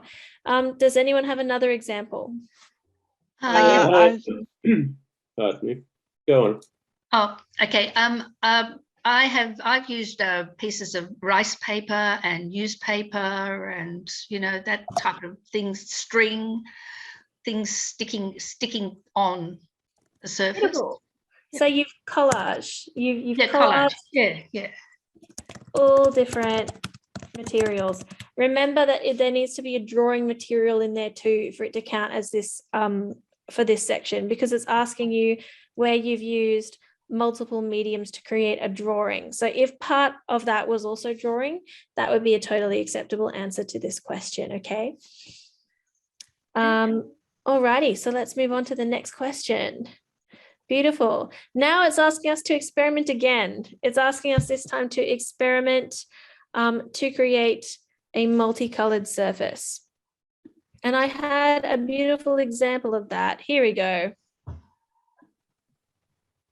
Oh, and I also had this previous example too, actually. Don't want to accidentally skip over this. This is Martin King's Stranger Lands. This is one of the entries from the Dobell Drawing Prize, which if you haven't entered, you should definitely give it a go. National Art School runs it. And it is created using graphite on drafting film with watercolor on paper, gouache, and metal foil. So all sorts of different things going on here, but they still classified it as a drawing. So that just sort of goes to show just how mixed media our idea of what a drawing is has become in the contemporary context. So now it's asking for us to create multicolored visuals. Here's a beautiful multicolored visual by Michelle Cawthorne. This is Garden at Manchester Road. And here she's used acrylic, watercolor, Indian ink, white gouache, graphite, and archival pen on, I don't even know how to pronounce that, but a very fancy sort of paper. And she's created this beautiful kind of swirling artwork here. And she's got all these little kind of mark making details in there too. So you don't have to do anything quite that grand. Again, it's just an experiment. That means it can be small scale. It can be a resolved drawing you've produced in the past. But what you're going to do here is upload an image of that. And then again, just make sure to explain the different materials you've used, including which of those materials are drawing materials, because this is a drawing assessment task. And we need to make sure that you understand that we do still require you to use drawing materials for this question, even if it's mixed media. So if you used watercolor paint and pencil, you would write watercolor paint and pencil. Just make sure not to leave that pencil off so we can still see that it's a drawing. Yeah. Excuse me, Sam, does this have to be a new drawing or an existing drawing? It can be new, it can be existing. For the experimentations, we don't ever ask you really, to my knowledge, to provide a date on which you completed it. So it can be a close-up section of a completed drawing. It can be a random task you did in class with your tutor. It can be a resolved drawing that you've done in the past. It can be something totally new that you're doing for the purposes of this assessment task. Just so long as that you can demonstrate to us that you've played with multicolored visuals in the past. That's all we really mind for this. Oftentimes it is better to produce something new and little just because it gets you mark making and kind of warms you up for producing your 2 completed drawings that you're going to have to do later in this task. Alrighty, so element 2, hang on, element 2. No, not element 2. We were up to item 10. Now we're up to 11. Okay, so now we're going to compare and contrast digital and hand drawing. Let's take a peek at some digital drawing just for fun, because I think this is so beautiful. This is Eleanor Maskey. This is Escape Part 2. You can find that on her Instagram if you're looking to check her out. And something I wanted to mention about digital versus hand drawing is that when we talk about digital mediums, the boundaries between what is digital painting and what is digital drawing are really unclear, okay? Our traditional mediums, we're becoming more unclear about that too, as we start to play with more and more mixed media.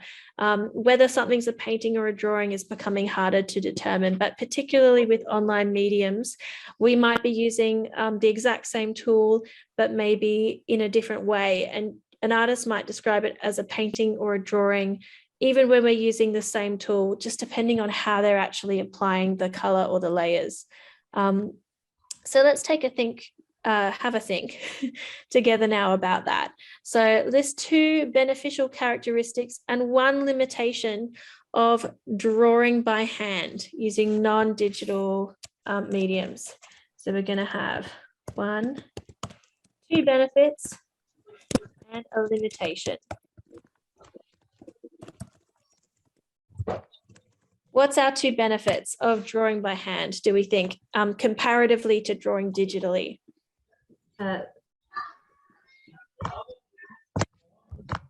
It's cheap because you don't need a laptop to do it, to purchase software or hardware to do it. Absolutely. So drawing materials are sometimes cheaper than accessing the technology to produce digital artworks. What might be another benefit of drawing physically by hand using non-digital tools? It can feel more natural. Yeah, it might feel more natural. Another one I can think of is that if you draw something by hand, someone can purchase the original, all right? If we're drawing something digitally, we might be able to sell our design, we might be able to print it on merchandise or actually to sell prints of our artwork, but we can't have somebody sort of buy the original and physically have that to touch and hold and hang on their wall. So that would be a great point.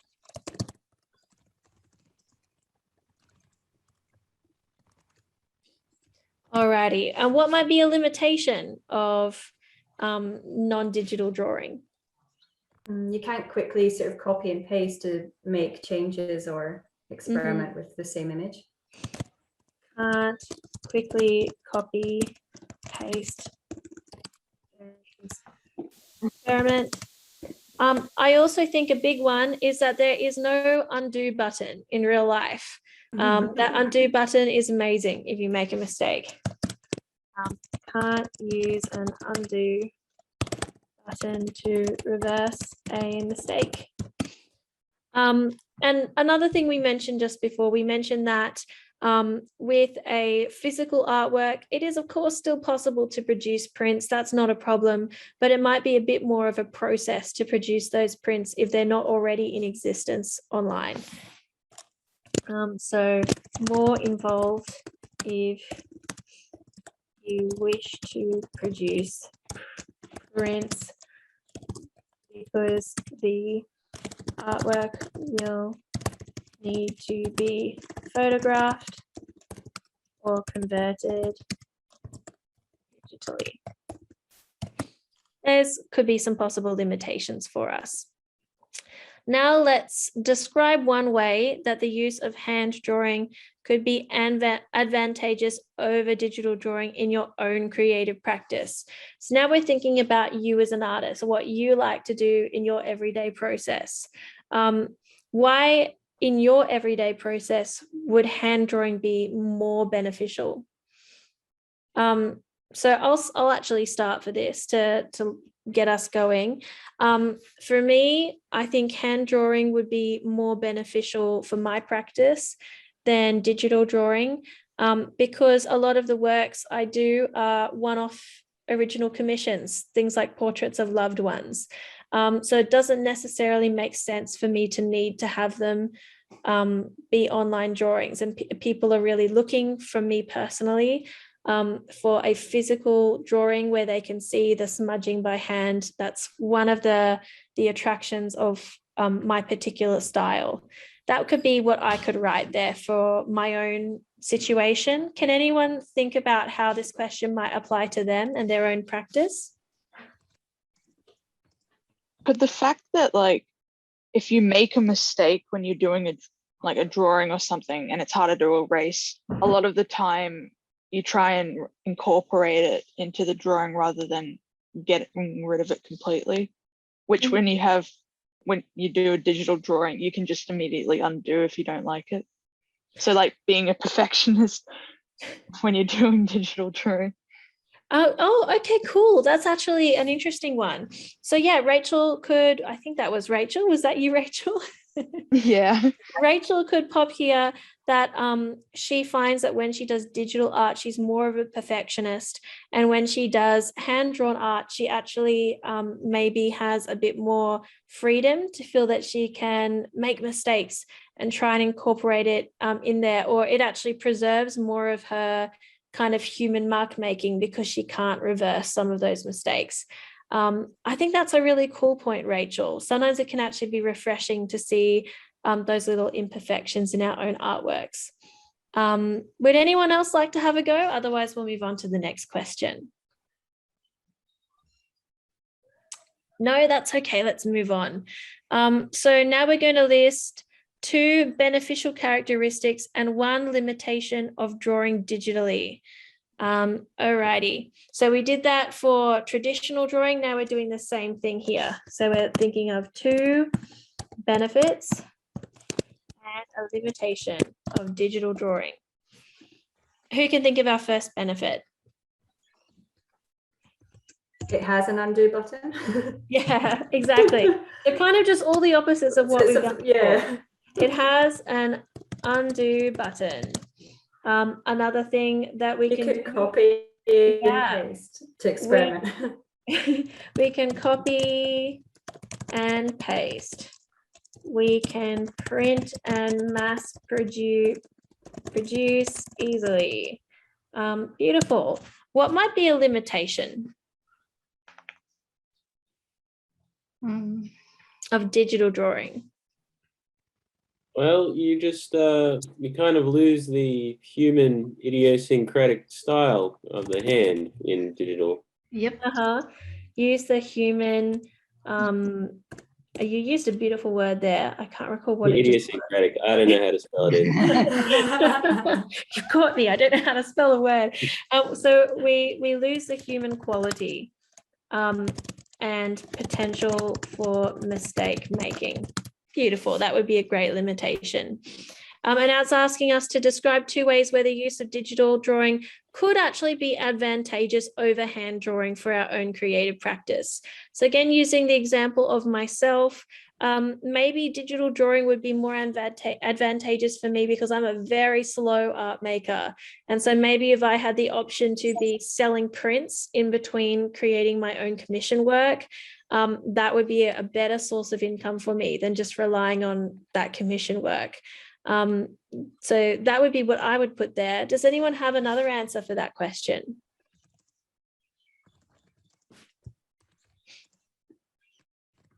No? Oh, who was that? Sorry, I think there was 2 of us going to have a go. With the digital drawing, I think you could experiment a bit more before trying your painting, so it might save you time and money. I was watching a video last night on YouTube where an artist had a bird, and then he'd taken it into digital form and was trialing different background colors. And so I thought that was really interesting, because then he was talking about, you know, which ones would work best. And you can do that digitally without having that time or effort spent on a canvas. Beautiful. That would be a great way that digital drawing could be advantageous to your practice, even if you primarily prefer to work in a traditional way. Awesome example. Does anyone else have one before we move on? I think this is more of a benefit, but I think once you like purchase the technology and the program for doing digital drawing and stuff, you don't really have to buy anything else after that. So you can kind of save money if you do it enough.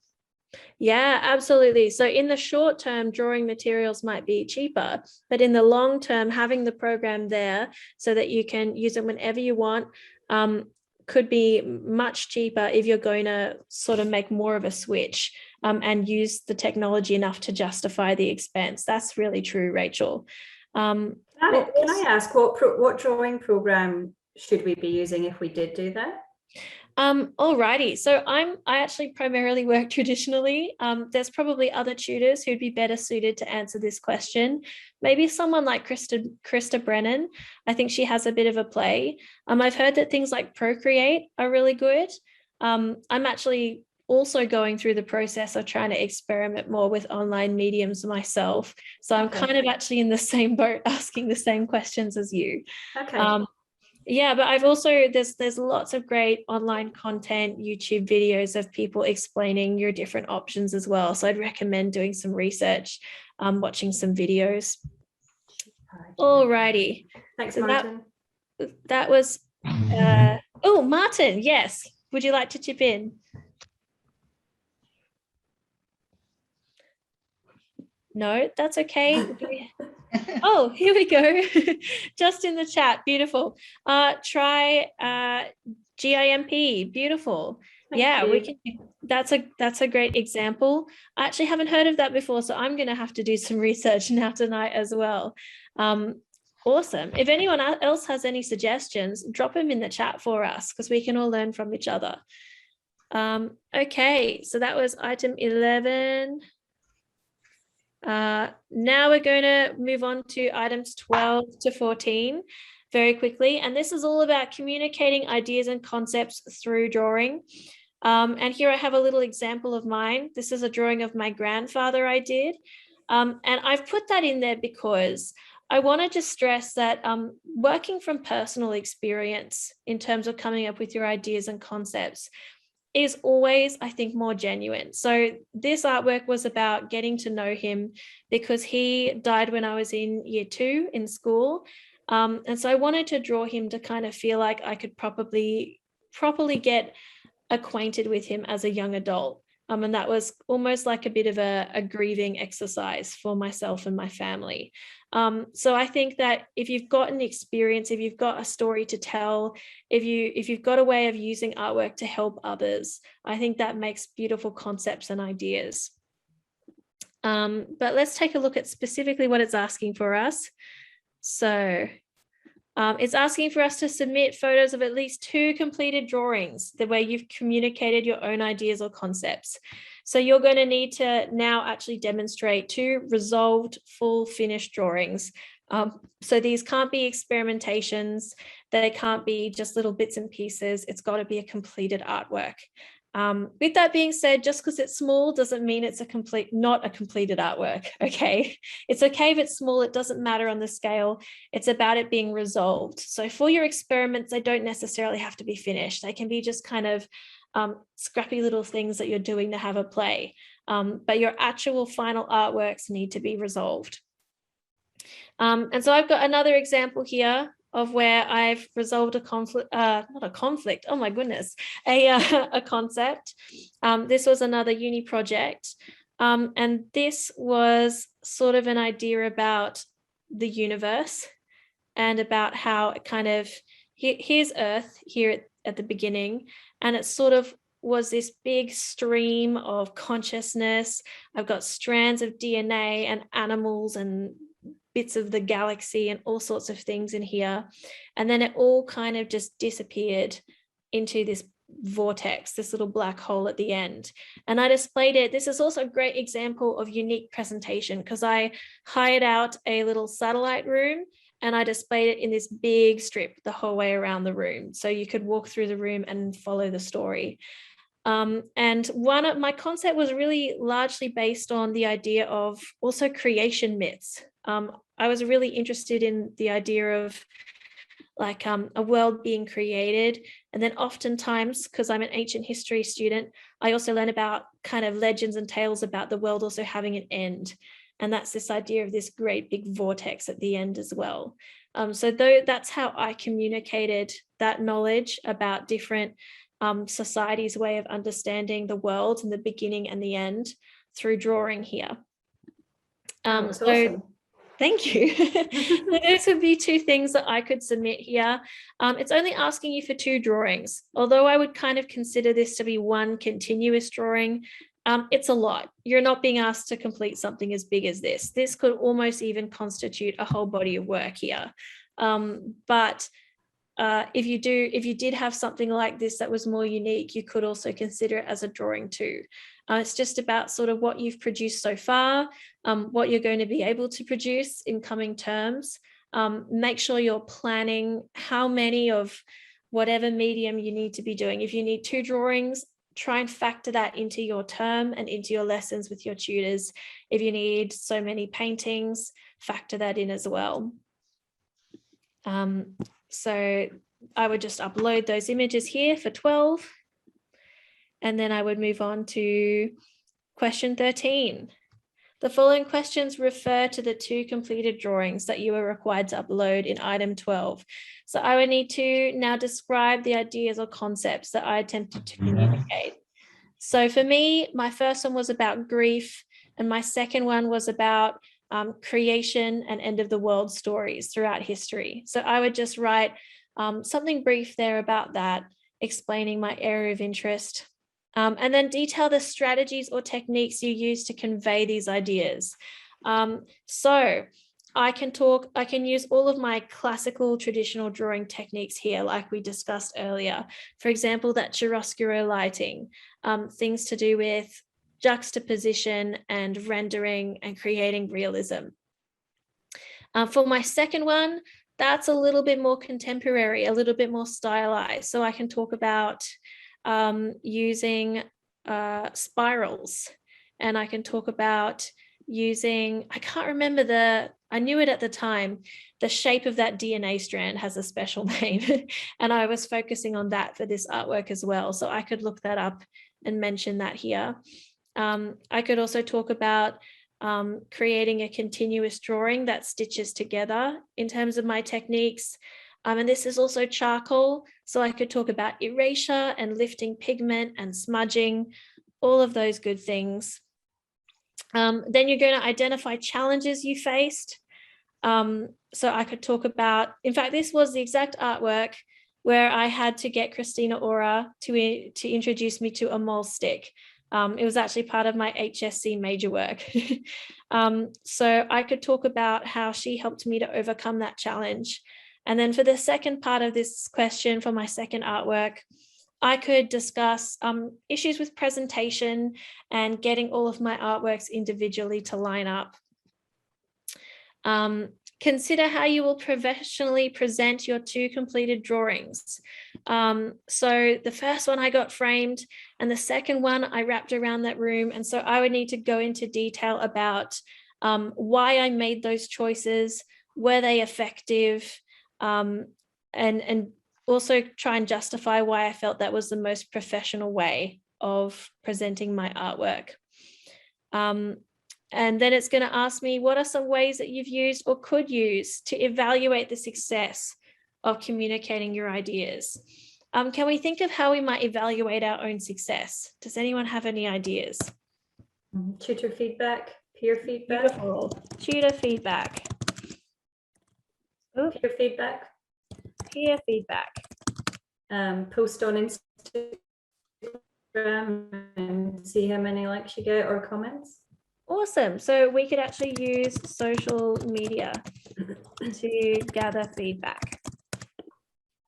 What's something else we can do that involves just us, nobody else? So I could do a self-evaluation. I could actually ask myself a series of questions to determine whether or not I think that this artwork was a successful artwork. These are all great examples. What questions? Like example questions Yeah, for self-evaluation? That's a great point. So I could ask myself, did I effectively communicate my concept? So do I think other people are going to understand the concept that I'm trying to communicate? I could ask myself, am I pleased with my technical execution? So am I actually pleased with how it looked in the end and with the aesthetic choices that I made? I could ask myself, how well do I think my audience understands my work?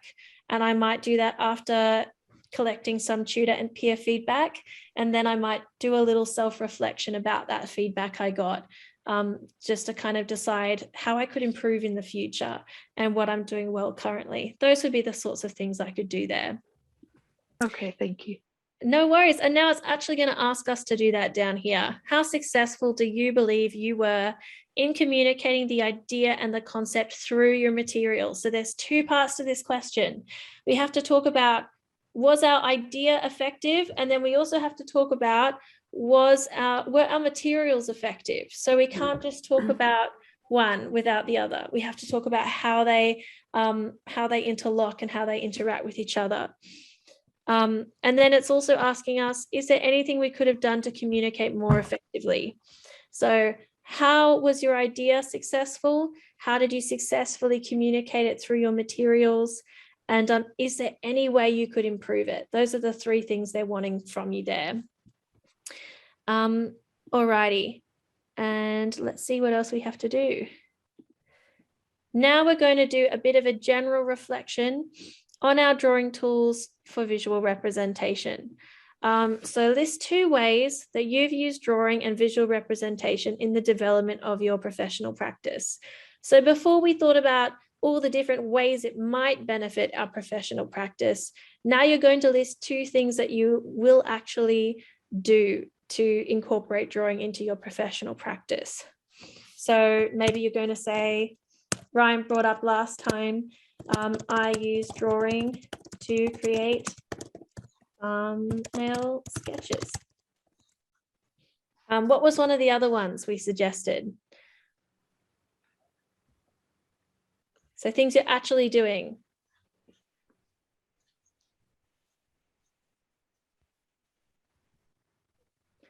Does anybody actually at this stage use drawing to kind of communicate ideas or concepts, maybe to draw diagrams for clients or even just for yourself before you produce an artwork? Yeah, I'm seeing some nods. Awesome. So use drawing to produce diagrams and to unpack concepts. So that would be enough, but there's lots of different things you could put there. You could discuss using drawing to create small, fast works to sell in between creating maybe larger long-term paintings, all the different ways it supports your professional practice currently. Now it's going to ask us, in what way is drawing beneficial as a tool for visual representation comparatively to other mediums, for example, sculpture? So you're going to come up with a way that drawing is better than maybe painting, sculpture, video art. What's beneficial about it? So for me, I would probably put drawings can be fast, easy to sell, easy to transport. There's a whole variety of things that I would be putting there, and you're going to need to think of a few of your own. And then we're also going to think about, in what way is drawing less effective than other forms of visual representation, such as, again, sculpture, video art, painting, thinking of a few things there. And I do realize we're drawing towards the end of our session. Don't worry, this is the last question, and then we're going to be, this is the last section, sorry, and then we'll be wrapping it up. So can anyone think of a way that drawing is less effective than another art form? Only 2 dimensions. Only 2 dimensions. Beautiful. That's a great one. That would be perfect for that answer.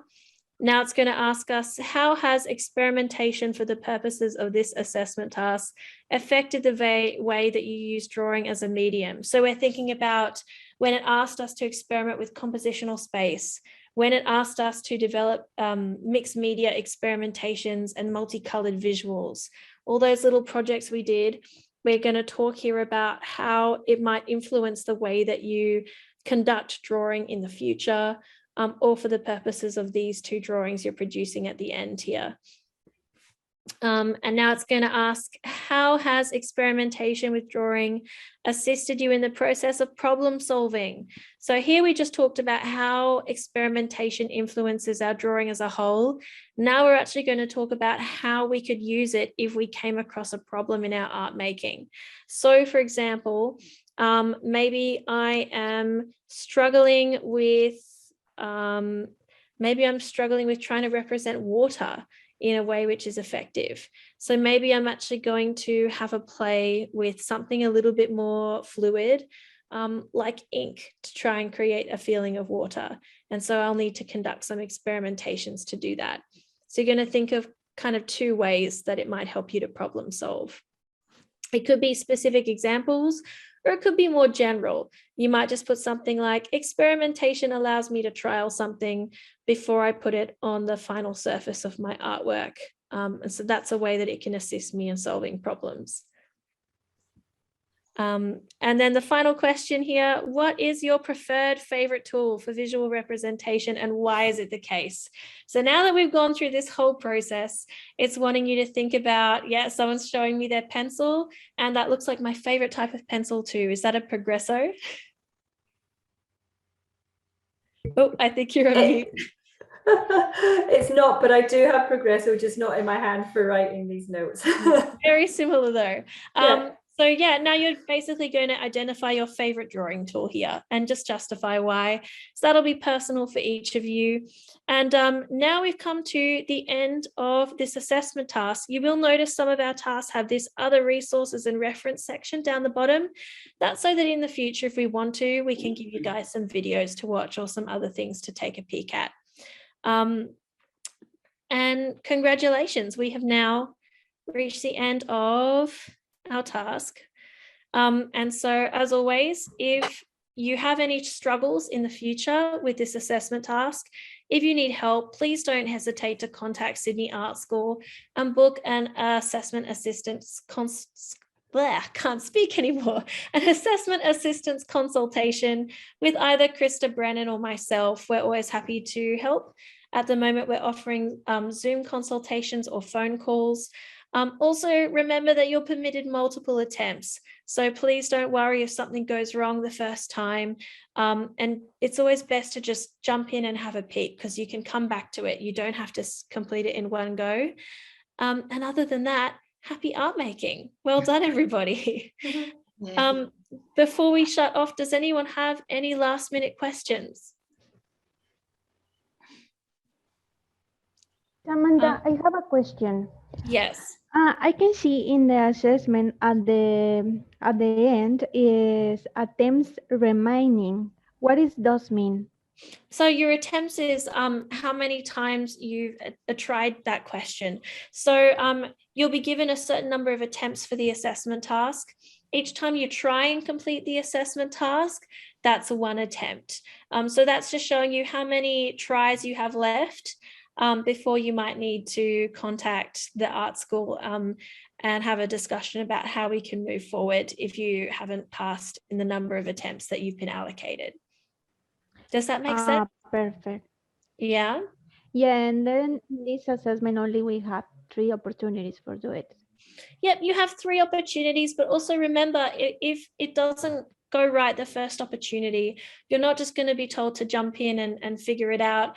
We'll book a consultation with you and we'll make sure that we can talk about what it is that you need to do in order to pass the next time round. So don't sit and burn through your attempts. If you're struggling with something, don't just sit and keep going. If you are struggling with something, book a consultation so that we can work through that together to make sure that you don't find yourself in a pickle if you run out of attempts, okay? Okay, perfect, thank you. Beautiful. I could also hear that, that Martin has told me it's a double helix is the DNA strand. Thank you, Martin. And I can see here a question, can we book a Zoom consultation? Hang on. Can I book a consultation? Can I book a Zoom consultation? Yes, you all can. Let me just take down some of your names very quickly, and I will send you an email tomorrow with the details of how to make a time with me. Alrighty. So who have we got here? So also, if your name on Zoom isn't your name in our administration system, you're going to need to just pop your first and your last name in the chat as it appears on your paperwork so that I can find your email address. So I can see Jazz here has got her, or if you're using someone else's Zoom account, make sure to tell me that. Jazz.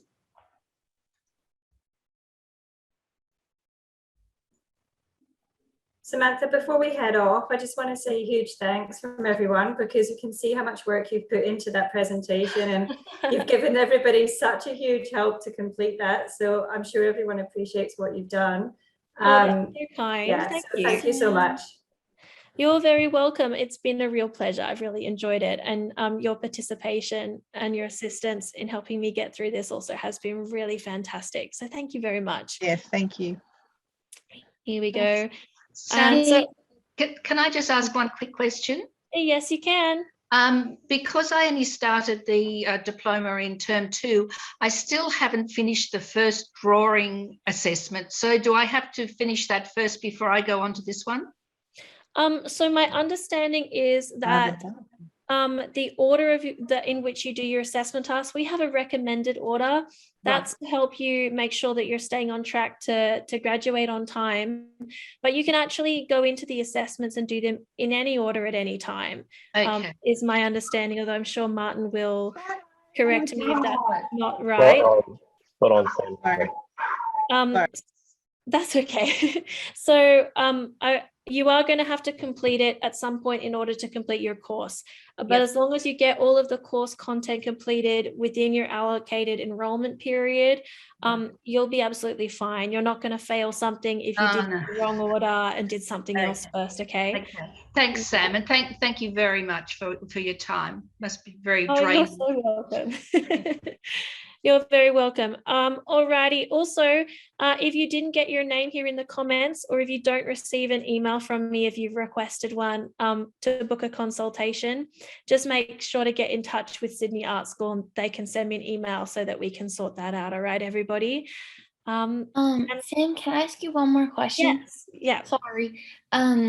So are we, like, when it comes to being online versus being in the classroom, are we just still gonna, are we gonna start tracking just as far as making artworks and doing things at home, like we would be generally in the studio time? Is that the expectation? Okay, so we're basically, in terms of how to proceed forward, we're waiting to hear some more about how long we're going to be in lockdown. What you can be continuing to do is work through those assessment tasks. You can absolutely be doing that at home. That's not a problem. And you've got my support as well if you need to book a consultation about that to get through any of those. Our plan is to be continuing to do online sessions where possible. That's all I can really tell you at the moment. I don't know if Martin has anything more to say about that. But for the moment, yeah, we're just going to be continuing online to work away at our assessment tasks to make sure that everybody's still progressing towards their qualification.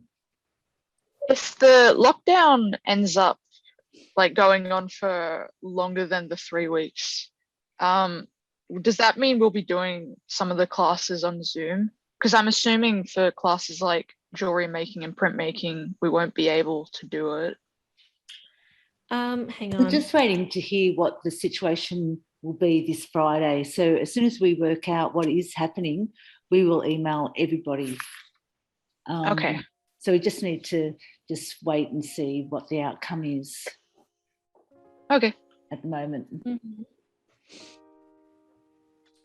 Also, can I just ask Serena and Alyssa, which one of you is our student? Is it Serena or Alyssa? Just so I can get it. We both are. I'll use last names if that helps. And sorry for the dog before. All right. That's all right. Thank you for that. I'll make sure to get in touch. Okay. I'll put out. Do you want the names just in the chat or? Yeah, that would be helpful. Okay. So that I can look you up. No worries. All right. Perfect. Thanks. Alrighty. And once I've got those names in the chat, we'll wrap up. Does anyone have any last questions while Serena and Alyssa are doing that though? It doesn't go to, sir.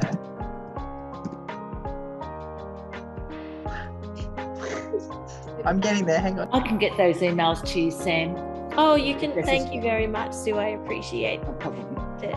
In that case, thank you very much for joining me again, everybody. I'll see you next time. Bye. Thank you. Bye. Thanks, Bye. everyone. Bye. Thanks, Sam. You're welcome. Bye.